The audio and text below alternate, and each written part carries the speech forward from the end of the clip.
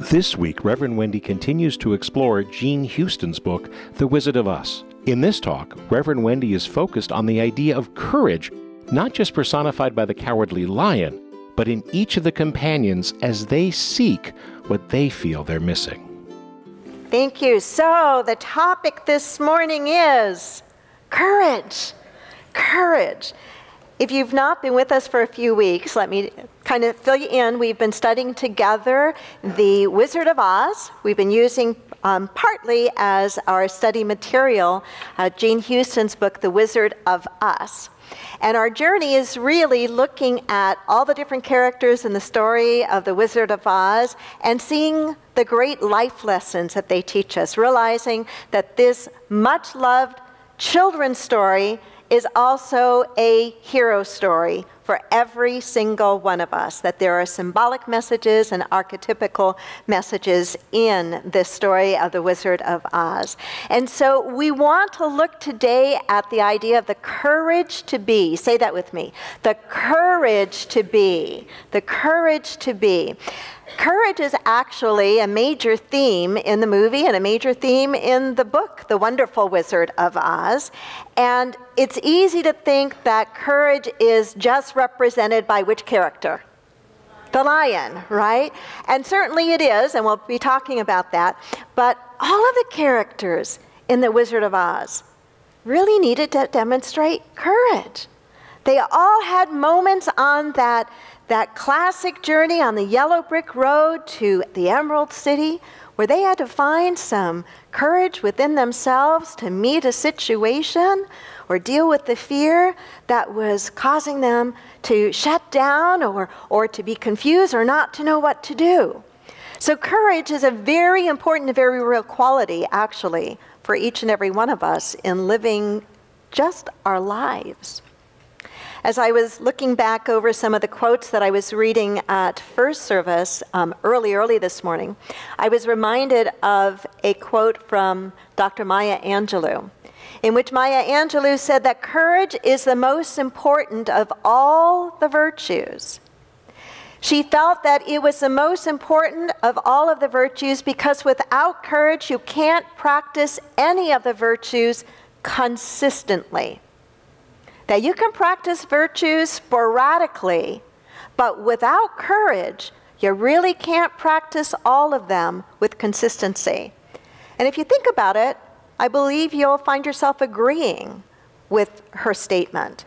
In order to consistently practice acceptance or loving kindness or non-judgment, in order to consistently practice that, it takes courage to do so. Because there are times that it is much more challenging, much more risky to practice those things.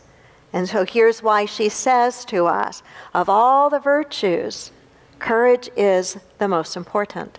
As I think about the characters that we have been exploring, I can't help but realize that the lion's desire for courage is a quality, whereas Dorothy is looking for a thing. She's wanting to get back where? To home, right? And the Tin Man is wanting a thing. What is he wanting? A heart. And the Scarecrow is wanting a thing. He is wanting a brain.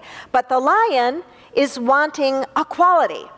He's wanting a state of being, a quality of courage. And of course, when the movie opens upon the scene where Dorothy and Toto and the Tin Man and the Scarecrow are wandering down the yellow brick road, up until this point, it's been a pretty nice journey. But just before they meet the lion, they are wandering in a dark and scary-looking forest. Kind of like Halloween's going to look in some of the neighborhoods for the kids, right? They're on this yellow brick road, and it's in this dark forest, and Dorothy's imagination starts to run away with her. Have you ever been in a dark moment in your life where your imagination starts to run away with you and you see scary things that aren't really there? You know, most of the problems that we have in life happen right in here, right? So anyway, she's on the yellow brick road with her friends. It's dark, it's scary, and her imagination is starting to run pretty wild. And she's wondering what kind of creatures might be in the forest. And the friends aren't much help at this point because they tell her, well, maybe lions and tigers and bears. Oh my, lions and tigers and bears. Oh my, say it with me. Lions and tigers and bears. Oh my, lions and tigers and bears. Oh my. And we have them dance, well, not so much dancing, a little bit of a dancing, as they're saying this to themselves. Great affirmation, right? Lions and tigers and bears, oh my. And what happens? The lion comes right out. You got to go watch the scene again. You just have to go watch the scene again of the lion. I mean, it jumps out. It's the cutest, funniest, most adorable thing. So the lion comes out, and what does the lion do? The lion roars, and the lion puffs himself up, and the lion acts in a really bullying kind of way, scares the heebie-jeebies out of the Tin Man. The Tin Man falls down and is shaking, and you can hear the metal rattling. The scarecrow is shaking, and he's afraid he's going to lose his straw, his innards. And Dorothy runs behind a tree, and the lion tries to jump out at Toto, and of course Toto is everything to Dorothy, and Toto runs into Dorothy's arm, and Dorothy holds Toto close, and she doesn't like it too much that the lion is starting to attack, or try to attack Toto. And what does Dorothy do to the lion? She slaps him on the nose. It's the only violent part in the movie. She slaps him on the nose, and what does the lion do now? Starts to cry. This most pitiful crying. He's got his tail in his hand and is wiping his tears with the end of his tail. You remember, I know you do. At least you're remembering now, right? Just absolutely pitiful. What happens in your life when you finally really face something that you have made so big and so scary? Doesn't it usually begin to shrink somewhat? Haven't you found in your own life that you've made your problems bigger than they really are when you actually finally take a step toward meeting them? Hasn't that been true for you? Hasn't it also been true for you that the things that you have been afraid of, that you've made them that much bigger in your own mind by the things you've imagined or the things you've told yourself than what they really turn out to be when you actually step forward to meet them? Courage. Courage. What does the lion say that he wants? He wants courage. And then he bursts into song saying, if he only had the... Noive. Got to say it that way. I'm a former New Yorker. Got to say, the noive. Come on. The noive. And then he bursts into song describing vividly how he would be if he only had the noive. That's a good question for ourselves, would you not say? How would we be? And can we paint it really clearly for ourselves if we had more nerve, if we had more courage? When I ask you to think of a courageous person right now, what pops into your mind? What image or person pops into your mind? I imagine if you unedit it, and if when I ask you the question, what image pops into your mind when I ask you, what do you think of when you think of courage? I bet the majority of us, the very first thing that pops into mind is a demonstration of just one kind of courage, and that's physical courage.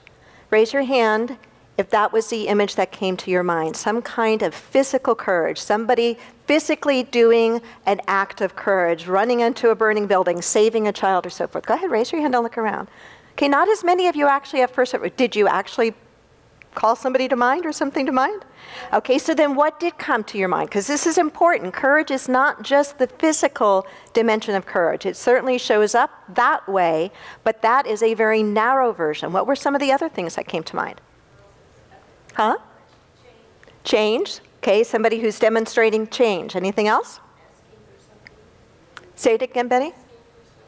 Asking for something that you need or want, knowing that maybe you're not going to get it, and so there can be some fear around that. What were some of the other images that might have come to mind? Integrity. Lou Gehrig, okay. I Googled last night, just for the fun of it, I Googled images of courage, because I wanted to see what would come up. And sure enough, there was a whole array of images of physical demonstrations of courage, whether it was firefighters or people rescuing other people or skydiving or rock climbing, just like what you do, David, and that kind of demonstration of courage. However, there was also this wonderful array of the much broader spectrum of courage. Pictures of Mahatma Gandhi, certainly the kind of internal, moral, ethical courage. Images of Nelson Mandela, certainly images of personal courage and integrity. There was an image of a woman in a hijab in what looked to be a rural American city, or village, not village, city. To me, that's a demonstration or an expression of courage. That's not an easy thing to be in today's society in our country. There was an image of a woman, maybe you've heard her story, her name is Lizzie Velazquez. Lizzie Velazquez. She is a young woman who is suffering from a very, very, very rare disease. According to the article, it said that there were only 2 other people in the world known to have her disease. It is a disease that affects her ability to actually physically gain weight. And she has never in her entire life been able to weigh more than 67 pounds. And this is not from an eating disorder like anorexia. This is actually from a disease she suffers from. And the disease not only causes her not to be able to gain weight, but it also causes her whole face and appearance to be very, very unusual. So much so that even the most compassionate person would have a hard time not initially just pulling away. It is that unusual and unpleasant a look of face and feature. And I was so taken by this picture that her picture came up when I Googled images of courage, and I went to her website and learned something about her. The fact that she suffers from this disease, the fact that of the kind of bullying that she grew up with, of people saying, why to her parents, why did you even let her live? To her, why didn't you take your own life? Why do you even go out in public and have other people have to deal with looking at you? All the horrible kinds of things that sometimes people will do.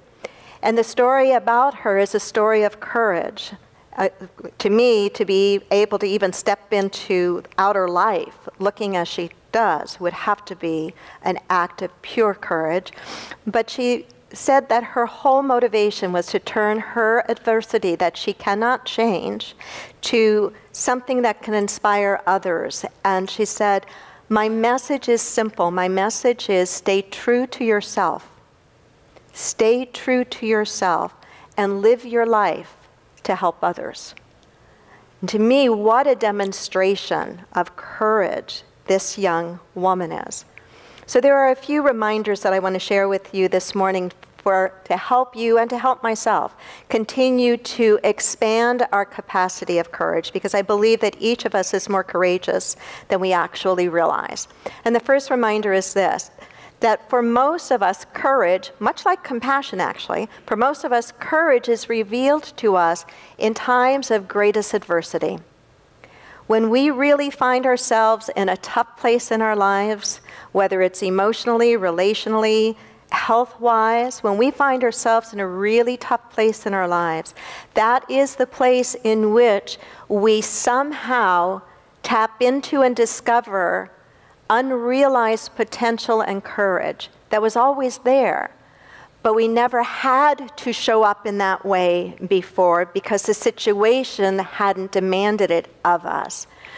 So when we find ourselves in those kinds of situations, one of the ways that we can deal with it is to simply remember, here is my opportunity. Here is where I get to find a greater strength, a greater resilience, a greater fearlessness within me that I've never had to call to the fore before. A second reminder is this, that courage is about stepping into our grander and bigger self. Courage is about stepping into your grander and bigger version of yourself. I don't know if this is true for any of you, but I know that in some of the things that I've tried to grow through in my own life, one of them has been to not be afraid to let myself be more fully who I am and to step into my own sense of personal power, even if it meant people close to me, particularly family, would not understand or might be angry or might be jealous or might act out in ways that would be hard for me to experience. Have any of you had to deal with something like that? And what we do, I see some hands going up, what we do is we wind up shrinking then when we respond in that way. And I think in many ways we are doing a disservice to the spark of the divine in us when we do that. That we are each put here to be our very best selves and not to shy away from being as big as we are being called to be, not from a place of ego, not from a place of boastfulness, but from a place of being able to make a difference in the lives of those around us. Does that make sense? It's for some, okay. So courage is about stepping into your grander, bigger self. And so I would ask you to explore this question for yourself. Who would you be and how would you live? Who would you be and how would you live if you really believed, if you really knew who you are is enough? How would you live? How would you be if you really knew that who you are is enough? How many of you grew up somehow with the message either from your culture, your race, your family, your school? How many of you grew up with the message that somehow who you were wasn't enough? Look around. A lot of us share this in common. I've often wished that I could just have a magic wand. Now, I'd overuse that wand, but one of the ways I would use that wand would be to heal that very wound that is so prevalent in so many of us. There was a quote I read this morning in the contemplative service from E.E. Cummings that fits here. It takes courage to grow up and be who you really are. It takes courage to grow up and to become who you really are.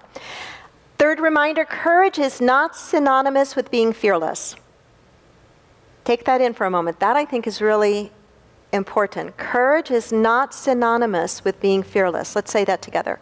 Courage is not synonymous with being fearless.